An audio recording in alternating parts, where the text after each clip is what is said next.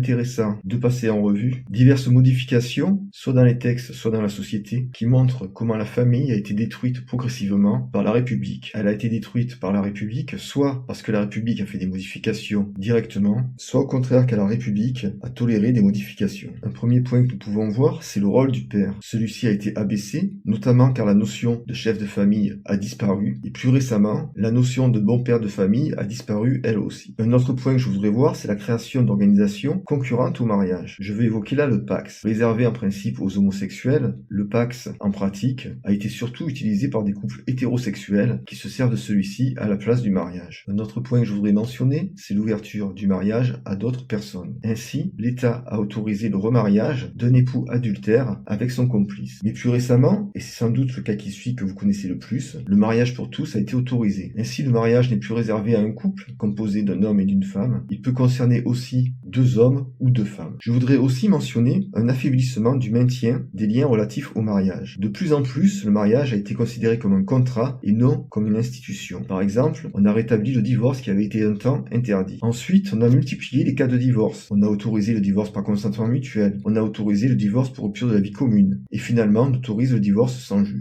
Participe également, à mon sens, à la destruction de la famille, la remise en cause de la notion même de l'homme et de la femme. À notre époque, l'homme n'est plus un homme, la femme n'est plus une femme. Un homme, au sens biologique du terme, peut devenir du jour au lendemain une femme s'il en décide ainsi. Et l'inverse est vrai. Une femme peut devenir du jour au lendemain un homme si elle en décide ainsi. On peut aussi mentionner le cas qui avait été envisagé de remplacer sur certains documents la notion de père et de mère par parent 1 et parent 2. Finalement, ceci a été abandonné et à la place, on a prévu des cases à cocher. Je voudrais faire aussi état de modifications concernant les enfants. On a facilité l'adoption, on a prévu des droits égaux pour les enfants légitimes et naturels, on a augmenté les droits des enfants adultérins, on a facilité l'IVG et maintenant on se dirige vers la GPA. Je voudrais aussi faire état du port du nom. On a facilité la possibilité de ne pas porter le nom du père. On a aussi facilité la possibilité de changer de nom. Il faut aussi mentionner l'absence de politique familiale. Tout ceci démontre que la République prend plaisir à détruire progressivement la famille.